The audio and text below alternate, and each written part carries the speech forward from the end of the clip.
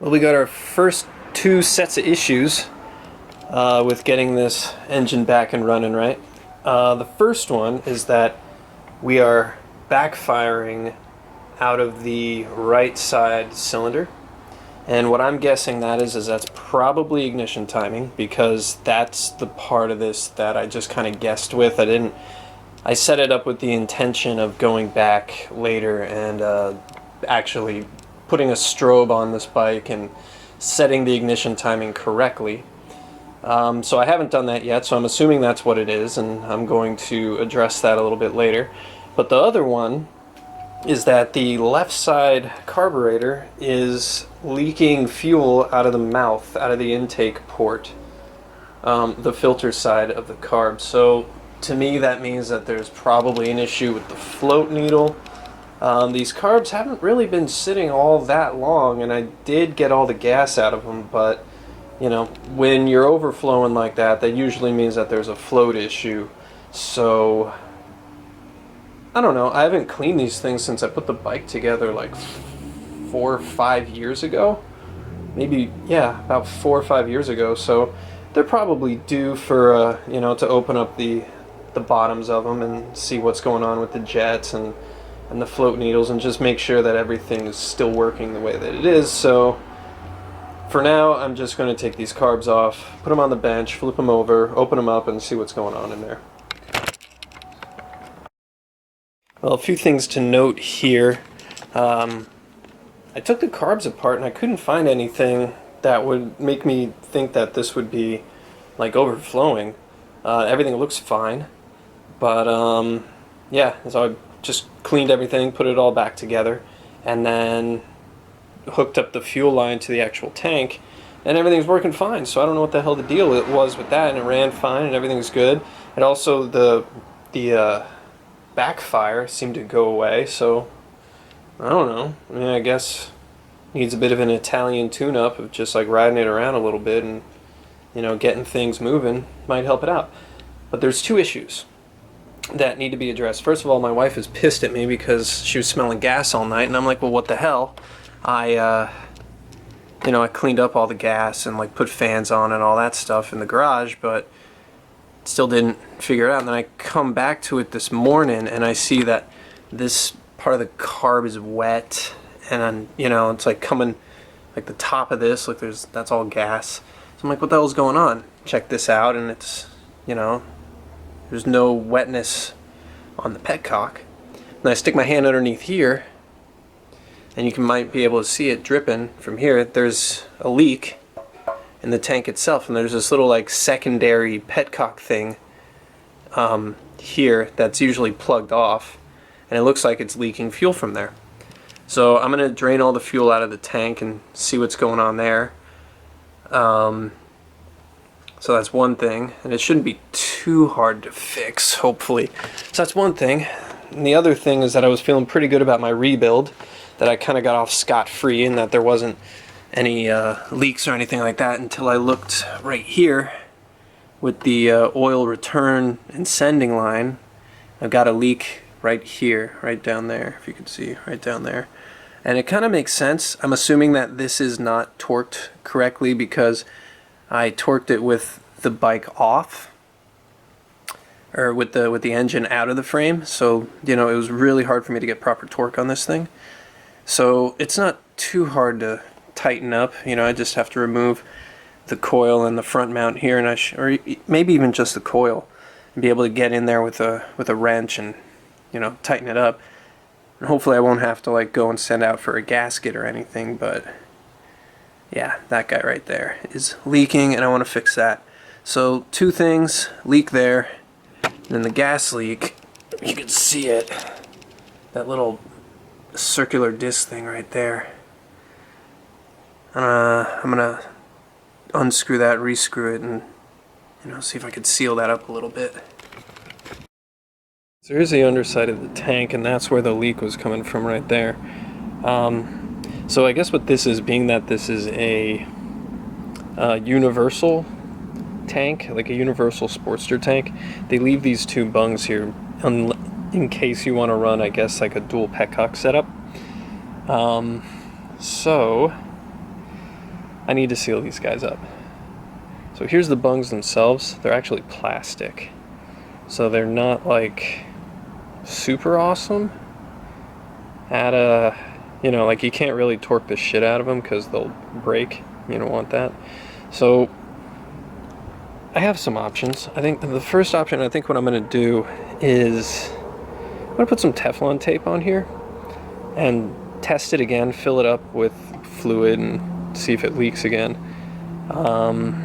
See if that does it.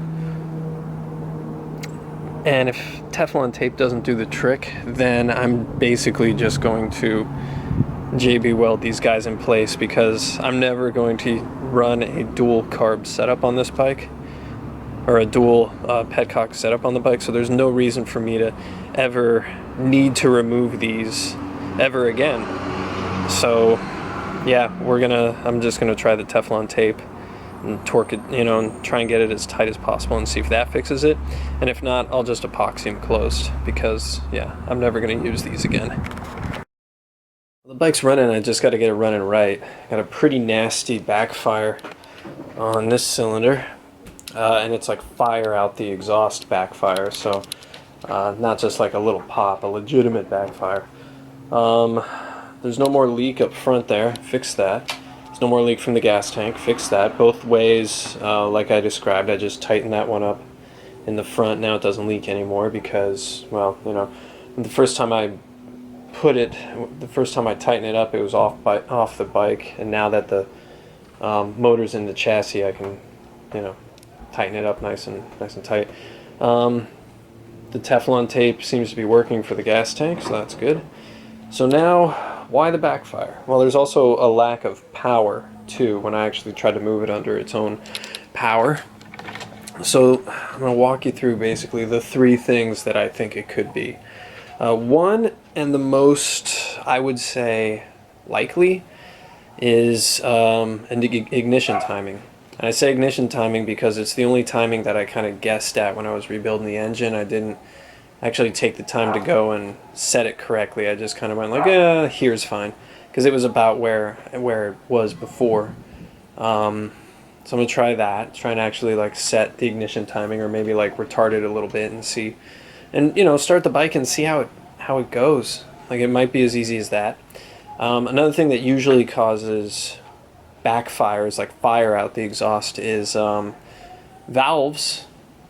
valve timing not being good. You know, like an exhaust valve opening too soon could cause that to happen.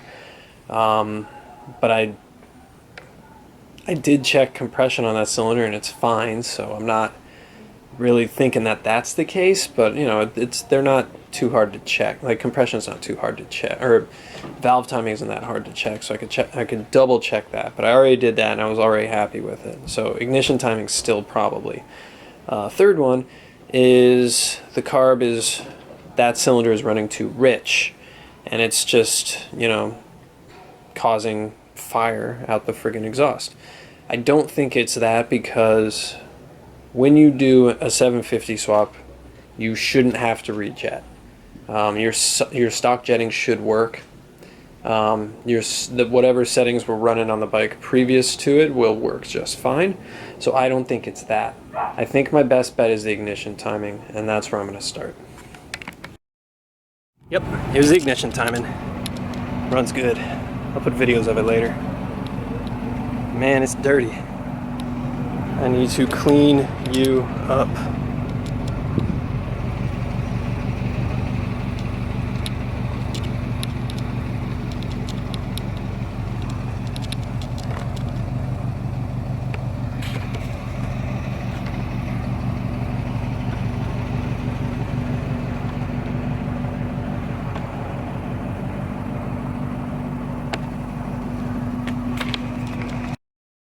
I had to pull it back in the garage because I have to fix three little things that I noticed while actually riding it. Man, this thing's so much more comfy. The rubber bushings and the handlebars, the mini apes, the modified frame so that I sit further back on the bike, the new seat.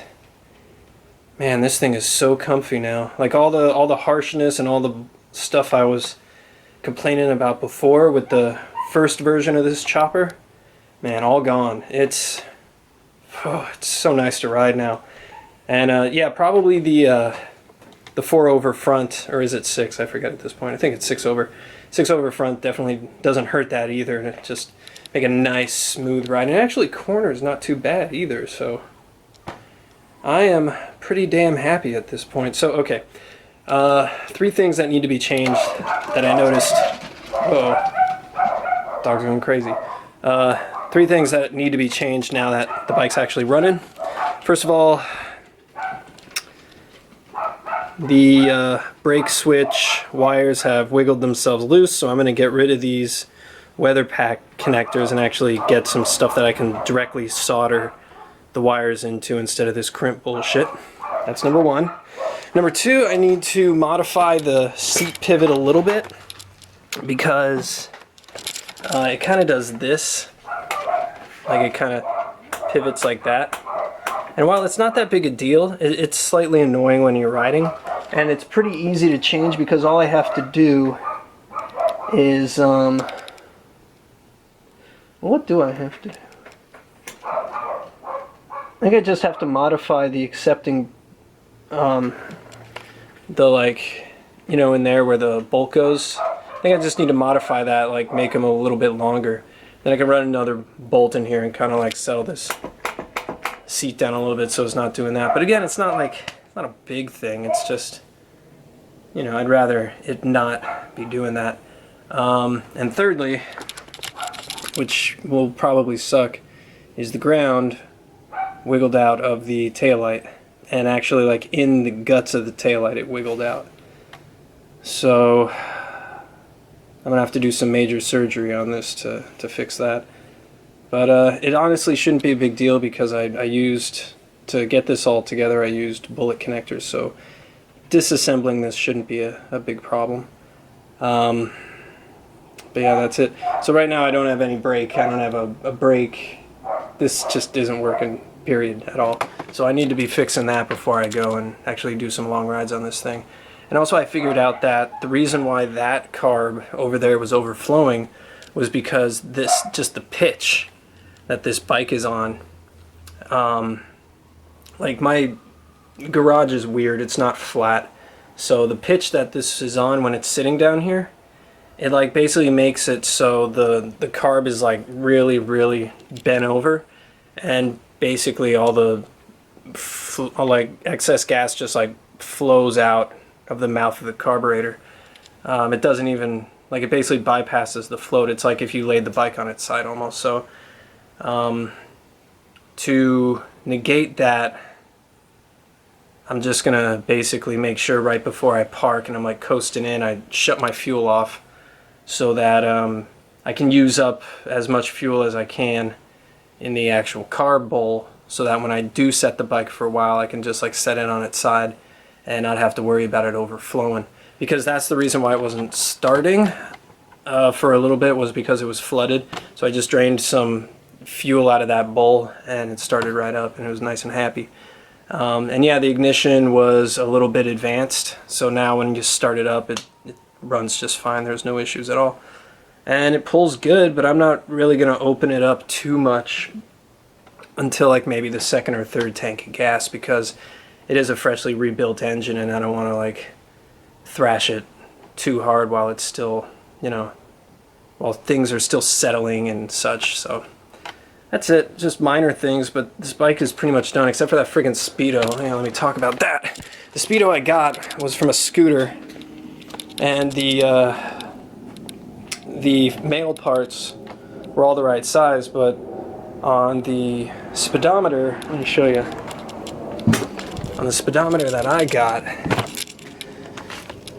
it's weird. Like this in the middle in the inner barrel here is threaded, but on the other side it's smooth.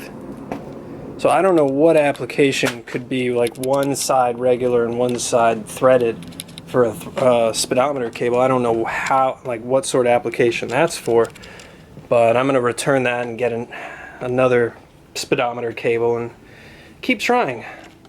But the headlight works good.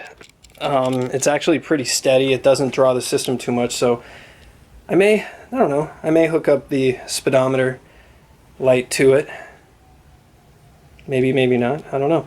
This is all like little stuff. So basically I'm just going to make sure that the brake works. And then I'll take this thing to the gas station, put some gas in it, put some air in the tire.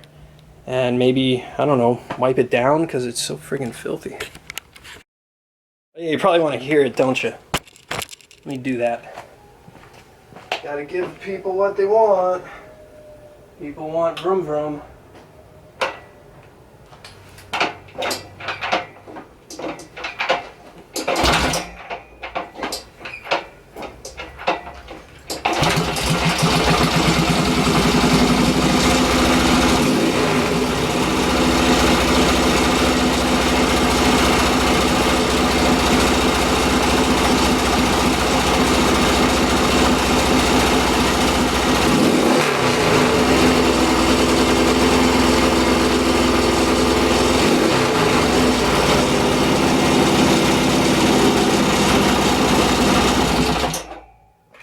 Idle's a little high.